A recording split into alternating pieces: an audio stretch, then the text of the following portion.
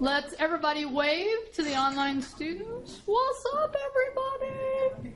Then show us the screen. I want to start today with a confession. Oh, I know it. Let's do right here. Right here. There we go. This is actually really hard for me to do. It is actually hard for me to record myself. Because when I watch myself back, I'm very critical of myself. Anybody else have critical moments of themselves? So, Perfection is right. I should have, matter of fact, I rewatched the last couple of lectures with you all, and one thing I noticed is I rush really a lot when I'm recording because I want to make the files short. So, I've decided I'm going to slow down just a little bit. Not totally, but just a little bit, okay? So let's start with this in your notes, right? So you're on week 4. We know the date. Today is the 4th. So that's your heading. But online students, just put week 5. Okay? So here's what we're going to cover some course topics that it's interesting to me that we're in week 4 and I'm still talking about course topics. Okay? Because normally I get course topics and I get into the lecture mode generally around week 2. So this tells me, this MyITLab is still with us and I still need to talk about it. So that's just kind of the way it is. But I am actually going to get into some lecture stuff today, okay? Official lecture material.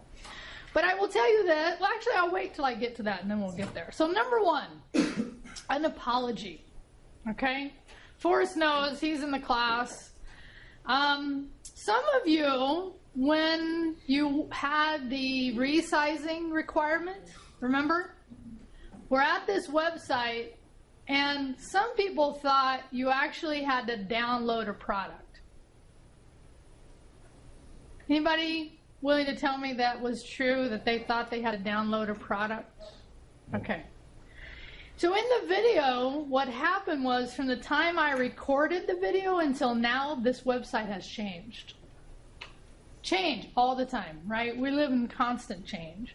So here's what I want you to know. You do not have to download anything. If you scroll down, you'll see this thing called the web app. Okay? You might know what, and put it in your notes, web app. So Pixlr is a web app, plus it's a mobile app, plus it's a desktop app. But what does it mean to be a web app? Anybody know? Yeah, Deuce. You don't need to download it. Very good. So if I click on web app, in this case, it actually is the application, which is an editor, but it's totally in a web browser. Okay? So if I was downloading it from my phone, I would probably download a mobile app, but I could also use it this way. But if I'm on my desktop and I don't want to download anything, which I'd recommend not downloading, this is the way I'd recommend you use it. Okay? Now, anybody guess what happened when some people tried to download it? Forrest, are you willing to share? Yeah, I shut it off and I turned it back on. My computer screen was blank. It was black and all it showed was the mouse. Oh, wow. I had to go into safe mode, and from safe mode I had to go to start, and from there I had to restart the system. Wow. I didn't know if the online students heard that, but I'm guessing you did, right?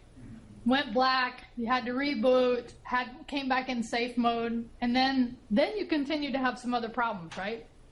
Didn't you have some other software loaded, or no? I did, but it's still on my computer, but it's not affecting my computer. Okay. I would like to get it off. Yeah. I don't know how. Okay, good question. So I actually want to talk about this because this actually, when you install things, other things could get installed that you don't want. Anybody know about this? Do you know the term we use for that? Could be adware. So in your notes, it could be adware, it could be spyware, it could be a variety of things. So if you install something and immediately after you install that thing, you start to notice your toolbars are changed, you have a new item, something starts popping up, something is interfering with what you're doing. The immediate thing I would do is uninstall that thing, okay? Because when you install something, how many of us, just let's be honest, how many of us read that where it says Click here to agree, and it's got like 70 pages of verbiage. How many read that? The answer is no one. Guess what's in that 70 words of user acceptance? All this other stuff that it's probably going to install. Okay? So more than anything, I wanted to just bring it up, apologize to because I first woke up to Forrest's message and he was upset, and I don't blame him because he was like feeling like I forgot a step. And then I had other students online having similar experiences. So my intention was not to have anybody have that experience. It's just that it changed from the time I recorded. Okay? So the walk away here is what? What would you walk away understanding? Anybody? Look at the full website. What? Look at the full website. Yeah, look at the full website. Good. That's good. Look at the full website. Find the web option. I didn't intend you to download anything. And be careful. When you install things, you may be getting other things that you don't intend to get. I just felt like my issue was when you opened up Pixlr, Yeah. it was already in the launch app mode.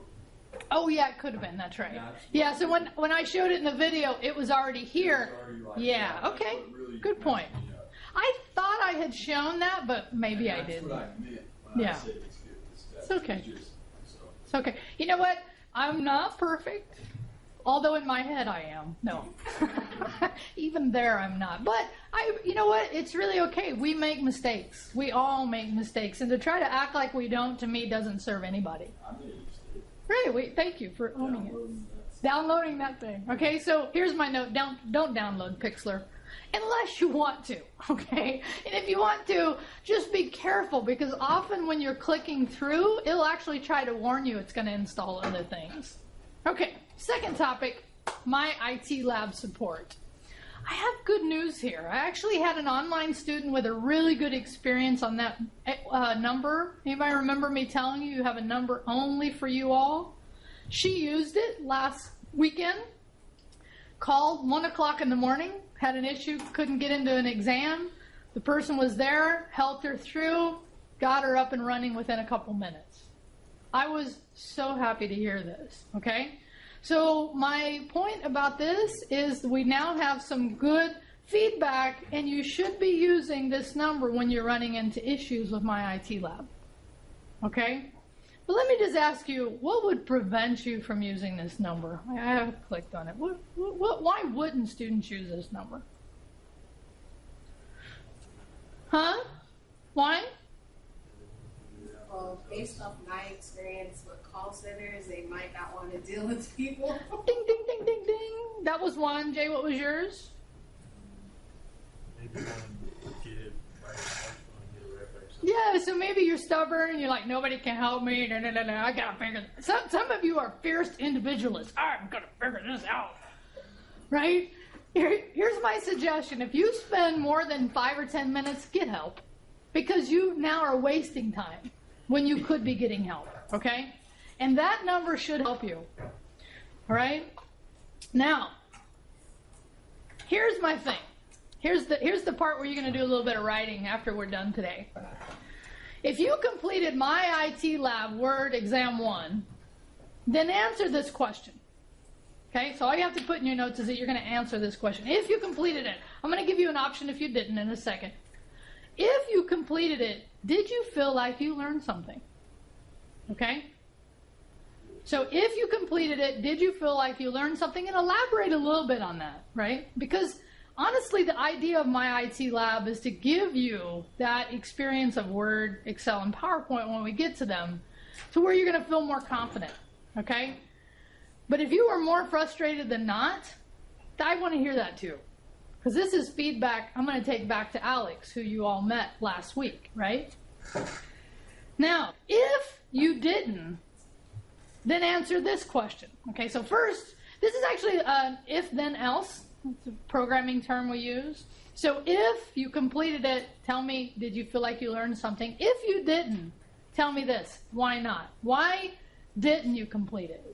Was it that by purchase I couldn't do it right now? I hadn't set up the trial. I had other technical issues. I just forgot. Whatever it was, I want to hear why not. Why didn't you finish this assignment? Okay? So I'm trying to accumulate some feedback to the publisher. And because I'm concerned that too many of you missed this assignment. And this is going to be with us now for weeks coming forward. Okay? Make sense?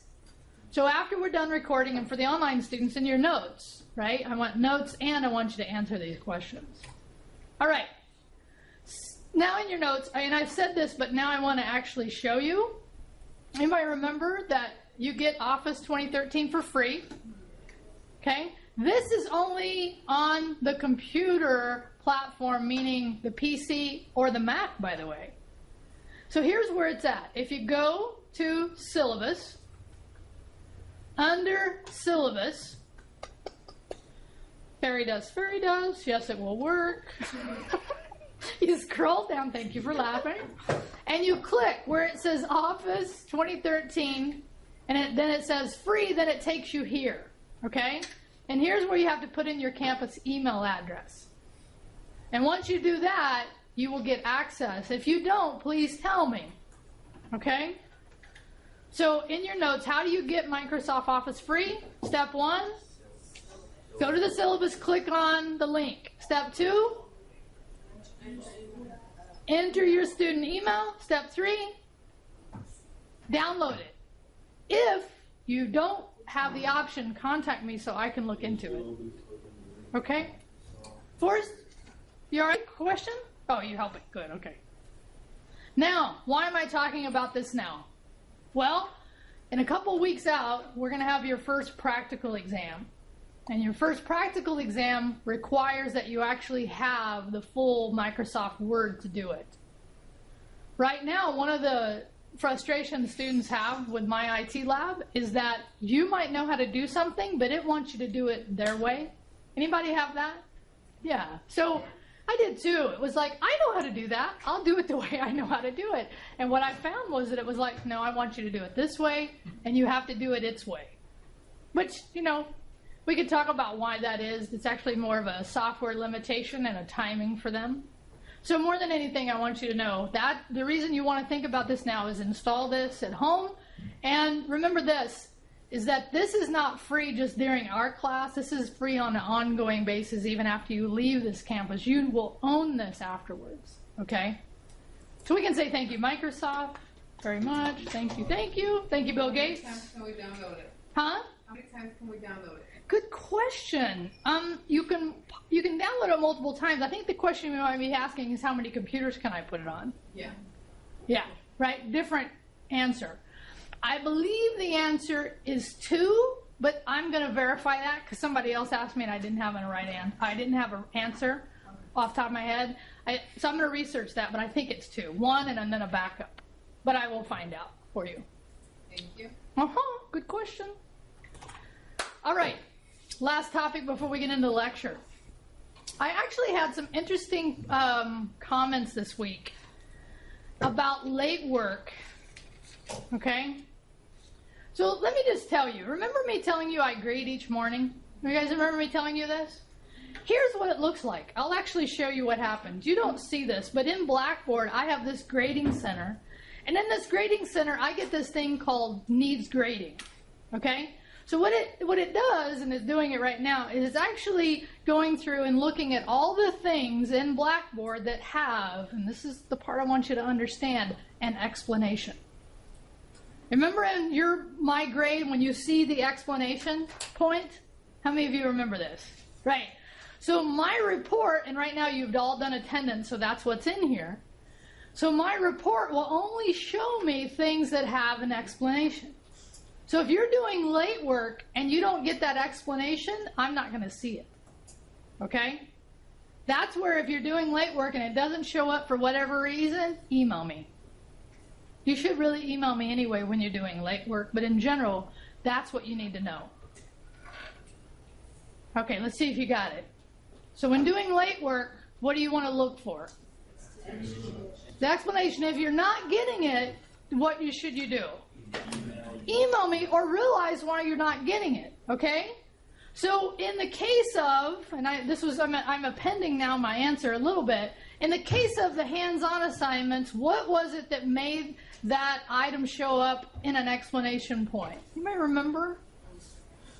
When you submit it, but a number of posts, how many posts are required? 3, right? So if you went back because you missed something to get a higher grade, is it going to show up again as an explanation point? It depends on if you got 3, right? And if so, I just want you to understand that it may not always appear on my grading a report, and that's what I do each morning. Was that clear? Yeah? Was that clear? Okay? So I think the other thing I would say to you is if for some reason you do work and it's not getting graded, email me so that I know. That's really the walk away here. Because what's the downside of doing late work? Get points off. So here's my other part of this. When you do submit work that you want to use passes for, okay? You all know about passes, right? We've talked about passes. You can earn passes in various ways. I woke up Tuesday morning after the due date, and I had like 4 people say, I missed the assignment, I want to use a pass. I'm like, okay, cool, you have a pass, that's cool. But then when they submitted it, they didn't tell me. They expected me to remember from the email that they had a pass.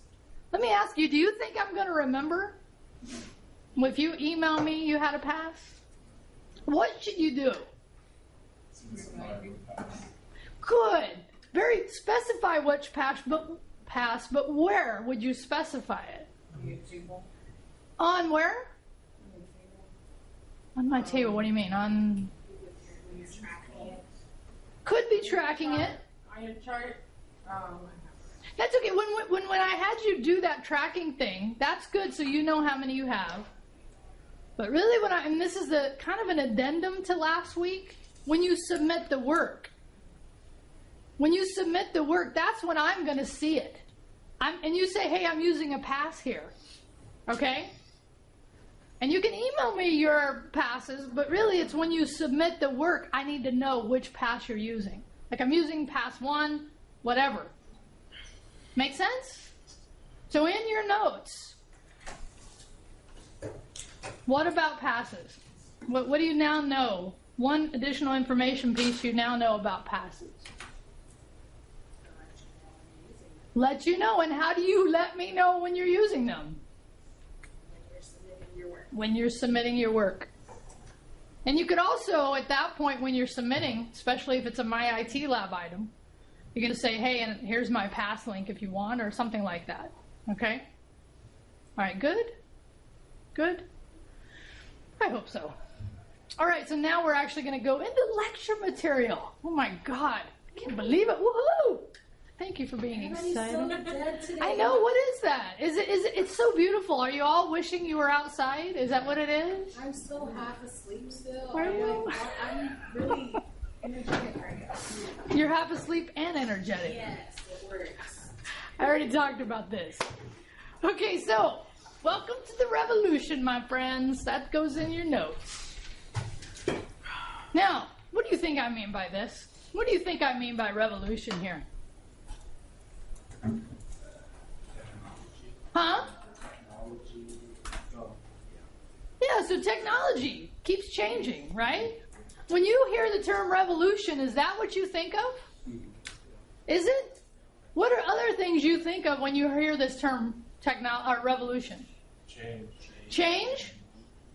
Okay, and what span of time do we kind of talk about revolutions? Is it short spans or long spans? Come on, you know this. Yeah, long spans of time, right? Do you feel like you're in a revolution right now?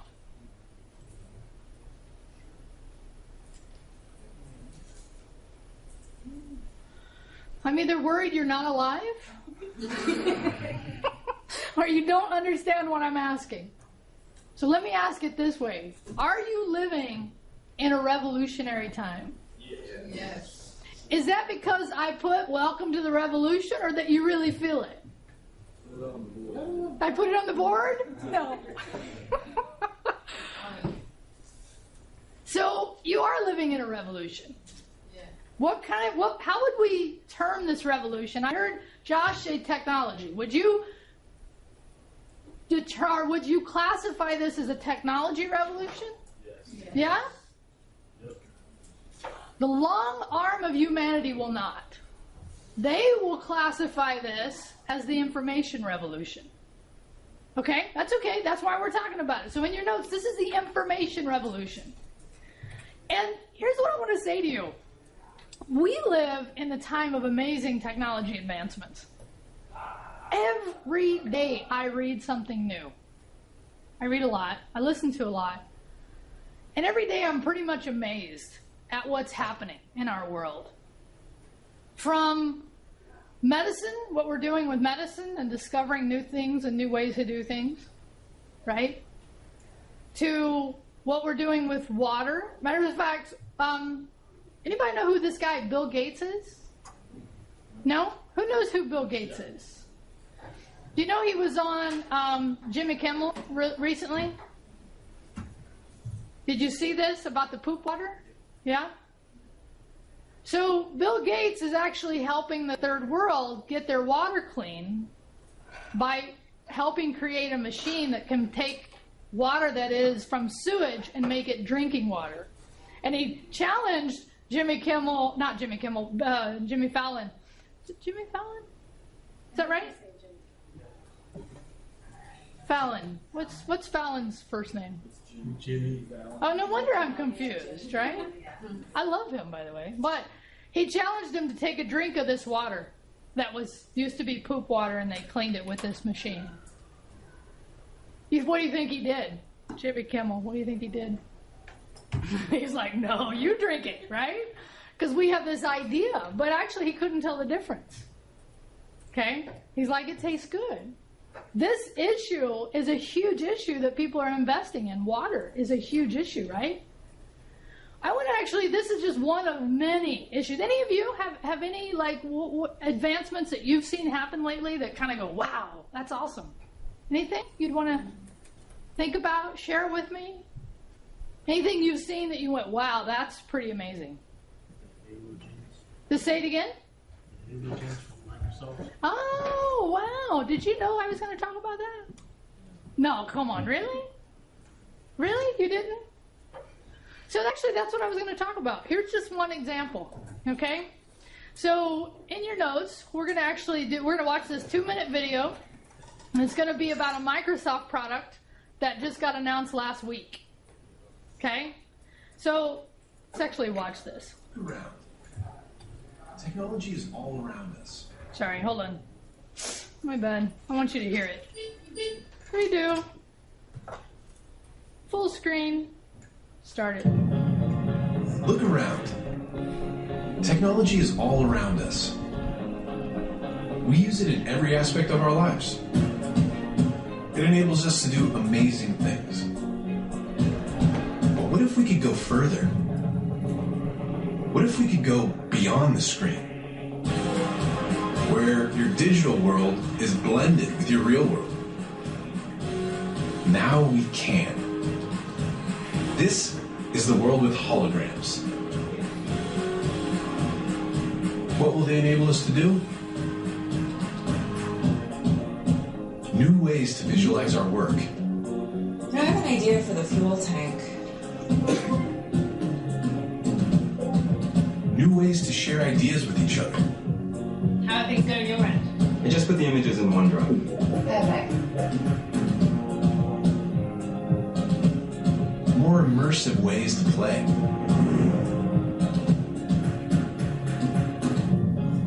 New ways to teach and learn. So put the new trap in the place of the old one. Now what? And tighten here and here. New ways to collaborate and explore the places we've never been. Look at this formation. Let's take a closer look.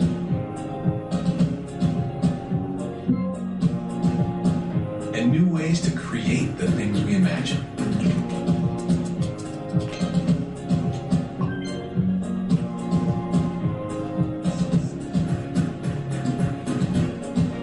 Because when you change the way you see the world, you can change the world you see.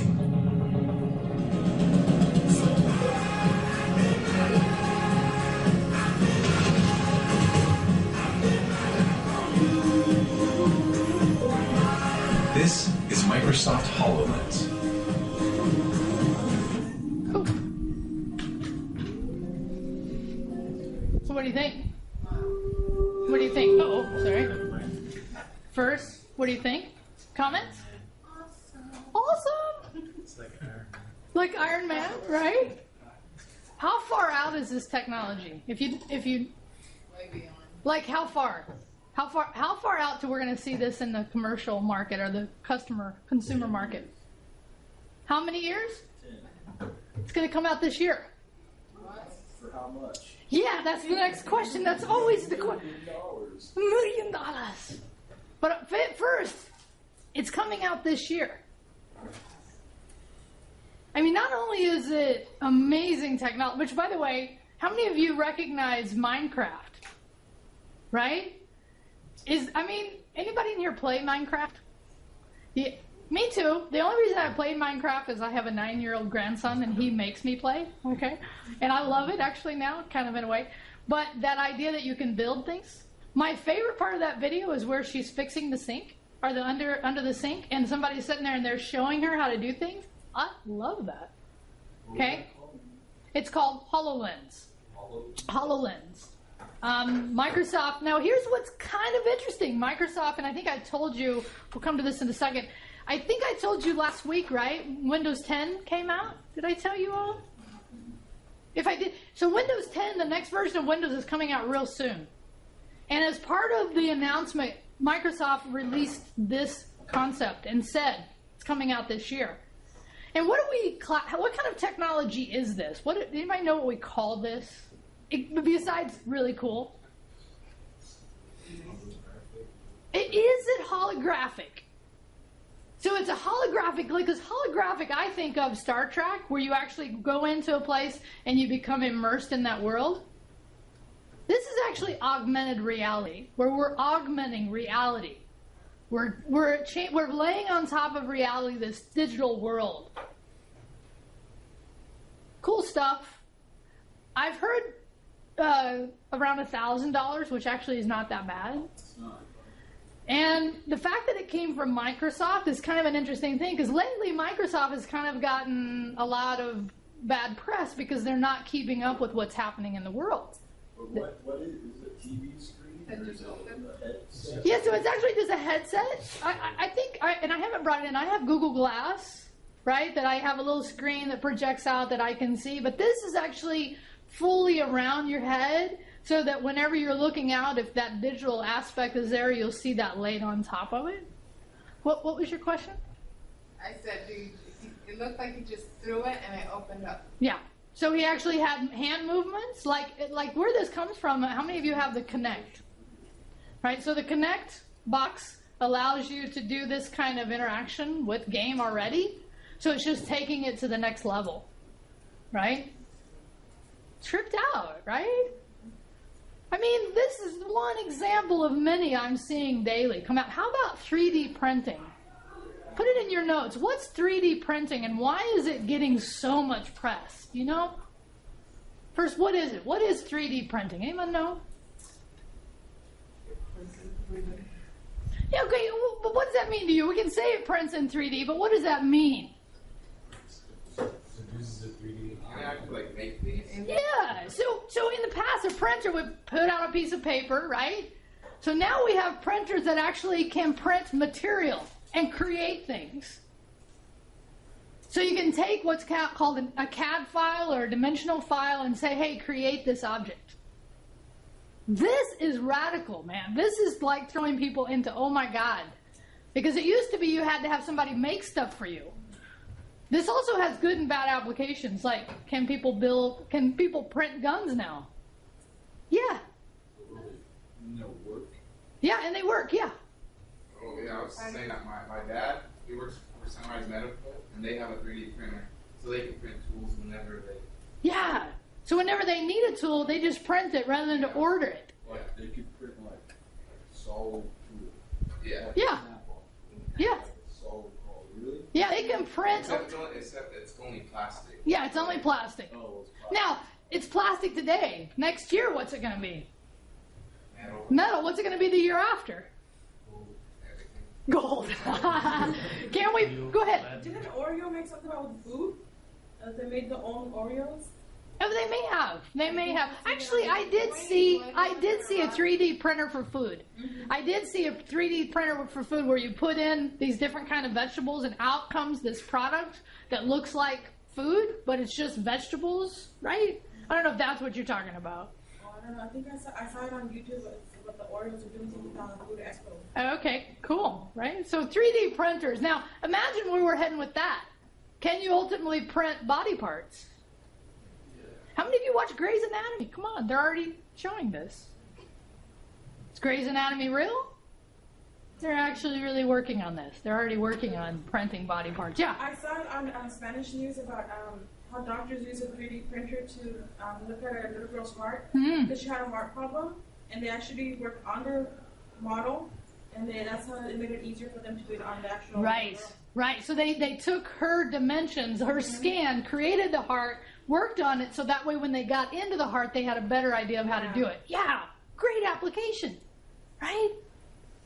I mean, again, we live, my friends, in amazing times. It's kind of like that. We live in the best of times and we live in the worst of times, right? Because there's definitely a downside to some of this. What's some of the downsides to the technology advancements that we're in? People are losing jobs. People are losing jobs. Robot. Huh? Robot. Robots. I mean, come on. We have robots that'll do our floors. We have robots that'll mow our lawns. Soon we'll have robots that'll help do health care. This is putting people out of jobs, or is it making people retool their skill set? Some of both, right? So here's my question. How did we get here? How did we get from here? What do I mean by here? What is this? Cavemen, right? The hunter-gatherer. How did we get from this humanity to now? How? Aliens. Actually, anybody, they recently did some interesting geological studies of Stonehenge. You guys know what Stonehenge is? Outside of London, where it's this rock formation. Right? There's some interesting data coming out of them studying that. So, because when you say aliens, I'm like, how far off is that? It's hard to know. But my question is, how did we get from this society to the society we live in today? Thousands, maybe millions of years of evolution. Yeah, okay, thousands of years of, would you call it evolution? Not evolution, but progress. Progress or revolution. Thousands of years of revolution. So let's actually take a look, okay? You say you want a revolution. Let's talk about, just briefly, and I'm not a historian, it's not my job, but the first revolution we had was the Neolithic Revolution.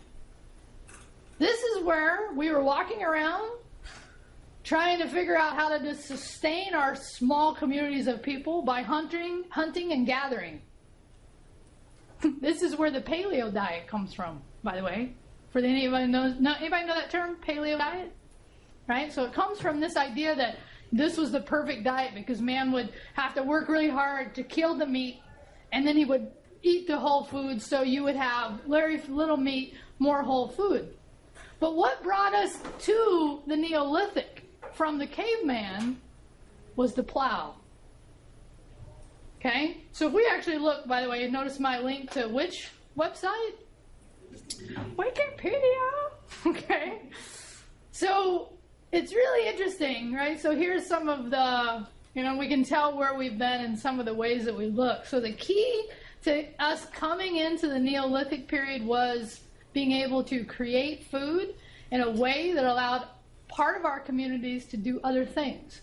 So in this case, the technology that helped us move there was the plow. So the technology was the plow itself.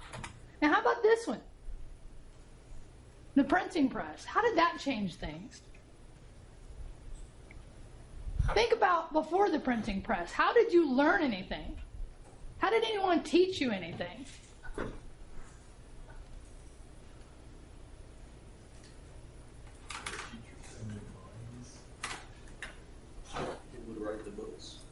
Yeah, before the printing press, how did we learn? You actually showed me. Huh? Actually showed me. Yeah, somebody actually had to tell you, right? So the way we spread information was person to person. After the printing press, you're right, Phil, we could put it down on paper, and then how many more people could we affect by knowledge that was accumulated? Whew, right? Huge. So we say, and I want this to go in your notes, the printing press was really the first information revolution. Okay?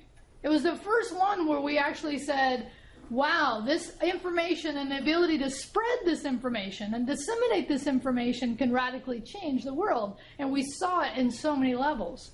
As a matter of fact, I think to what at least I understand, the next two revolutions, the scientific and the industrial, were actually a byproduct. So the scientific, where we actually started to understand ourselves much more, we went from thinking we were the center of the universe to realizing we were just one planet moving around the sun. And that sun was in a universe that was rolling around another, cosmic, amazing properties. So, but then the Industrial Revolution. This is the one you're living through, right? Are we still in the Industrial Revolution? Are we? What do you think? Yes? Deuce thinks we are? So what are the things that made the Industrial Revolution happen? What are some of the key things? Steam engines? Be able to mechanically produce a lot of stuff, widget by widget, right?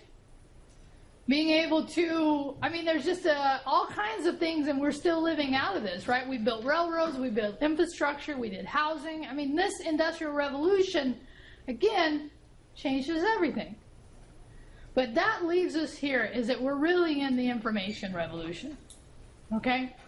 So this is where I want to kind of jump off next week as far as the topic and start talking about some of the effects of the the information revolution, because really that's what this class, and the idea of this first lecture is really to try to, and how many know this term, contextualize?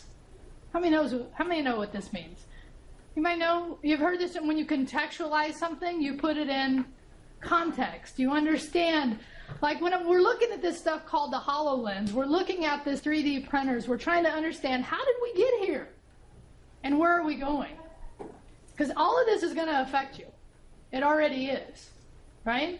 How many of you feel like you're behind in computer technology? Okay? That's why you're here, probably, right? It's to try to come up to speed.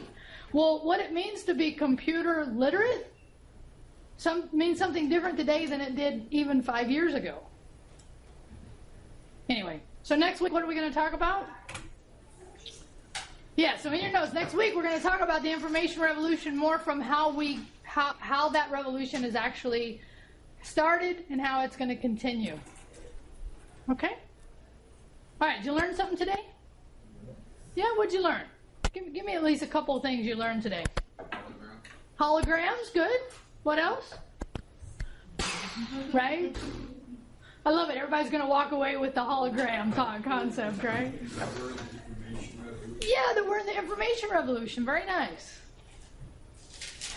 That we're standing on the shoulders of giants of humanity that have gotten us here. There's both a good and a downside. What else?